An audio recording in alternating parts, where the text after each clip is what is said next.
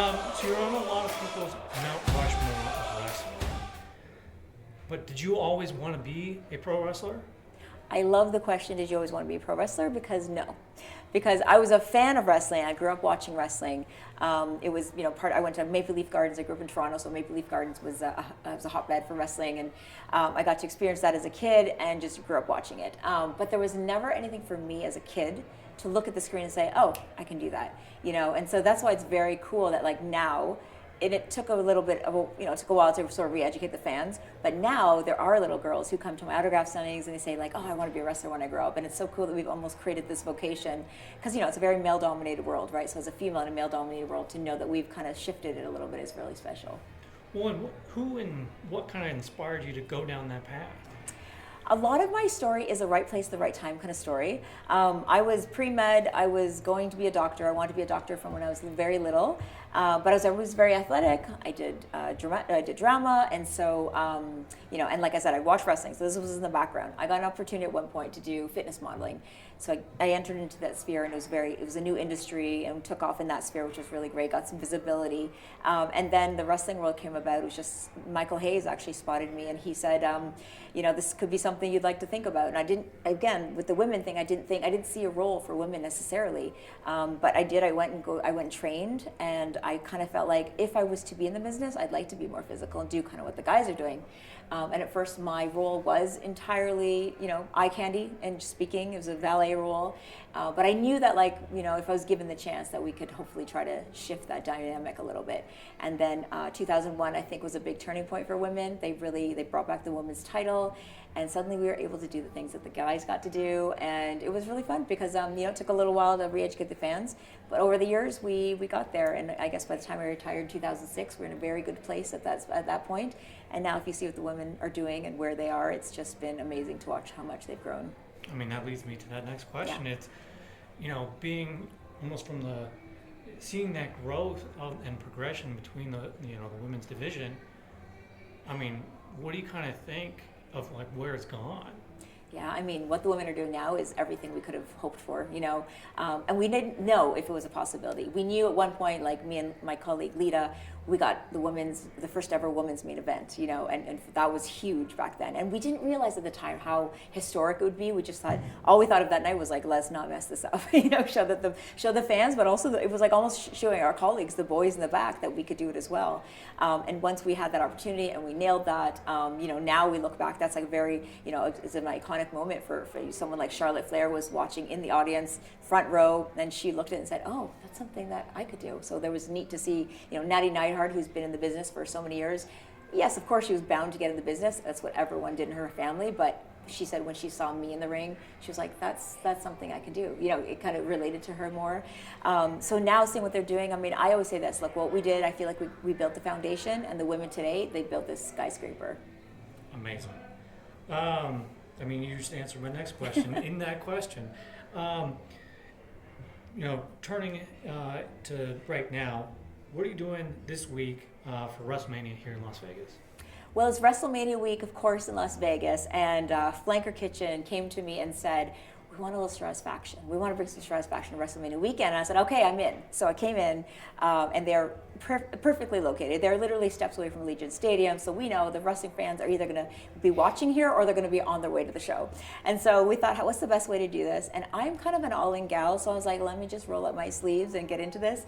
And I didn't just want to pop in. I just thought, if you had an opportunity, let's make an immersive experience and kind of make this the fan hub for fans to come, get their wrestling experience, and obviously they'll get a little, if you look around, there's some trickery here. We started with the menu. I sat down, before I even said yes, believe it or not, I sat down and had a burger here. It's a double Wagyu burger with some cheddar cheese, and it's absolutely delicious. And as soon as I took that first bite, I'm like, I'm in. And so we did a little tweaking. It's Stratusfaction Smash now. There's a pink bun, because why not? So we've done a few things. I got to go in with the chefs, curate a menu, and I'm really proud of it. We've got some typical food like burgers and sliders and things like that. And so we've got burgers and, of course, your typical stuff that you'd have in a sports bar. But we also have some nutritious items. Catch the pun there, nutritious. So we have the goat salad. goat. There's goat cheese, but it's also named after me. So we had a lot of fun with creating the menu. So that was really fun. And then we thought, what can we do inside? And so to give this immersive experience to a fan, we decided to do the Trish Stratus Museum. And I just hauled a bunch of my stuff from Toronto, Canada, and we set it up here. And it's really been fun to just sort of relive the moments and see like how meaningful some of these moments are for people.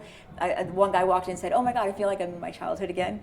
You know, there's just like the scratch logos everywhere, and it's just really cool to bring that to everyone. So yeah, this will be your spot. We've got meet and greets as well. So Friday will be Fridays watch parties. We'll do watch parties, meet and greets. It will be your hub. Come meet. I'm also inviting a lot of my friends, so you never know who you'll be eating a burger with. Oh, perfect. Talking about the menu. Yeah. What's your favorite on the menu? I mean, I think it's obvious it's Stratisfaction Burger. Yeah. It's sealed the deal for me. I'm telling you, it's delicious. And I mean, they are renowned for their menu. Also for the bar, like for watching sports, this is what they've been voted #1. So it's the place to be. So hopefully you guys are going to come out to Flanker, First Crush by Trish Stratus, and enjoy your WrestleMania weekend. And you know, obviously you're a lot of fans' first crushes. How did that saying turn into this tour for you? Yeah. Okay. So I do autograph signings, and it's a couple of them. Can you write your first crush? Or they'll say you're my first crush, and it's like I let you make a joke and say, oh, it's the first time I ever heard that. And then I think it was a year ago I was on SmackDown and I wore a T-shirt that said your first crush, and that kind of went viral and people blew up about that moment and thought, okay, this is a thing here. And then we just kind of turned it into the campaign for the year. And then now when this opportunity came up, we thought First Crush by Trish Stratus felt like the right name to go with. So it's been super fun to dive into that and play around with that branding wise too. With WrestleMania being here second year in a row, why is it so iconic to do it here in Las Vegas? It just feels like WrestleMania is big, right? It is the biggest event of our industry, and to do it here in Vegas just feels right. Obviously, we did it last year. It was a huge success, and we're doing it again this year.